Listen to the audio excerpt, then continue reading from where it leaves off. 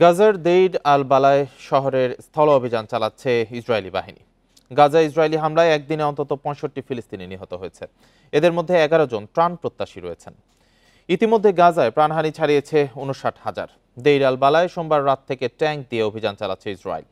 শহরটিতে বিশ্ব স্বাস্থ্য সংস্থার কর্মী ও তাদের পরিবারকে আটক করেছে ইসরায়েলি সেনারা।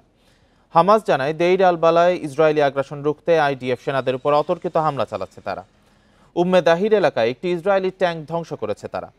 গাজায় যুদ্ধবিরতি আলোচনায় ফিলিস্তিনিদের দুর্ভোগের অবসানকে সর্বোচ্চ অগ্রাধিকার দিচ্ছে গোষ্ঠীটি।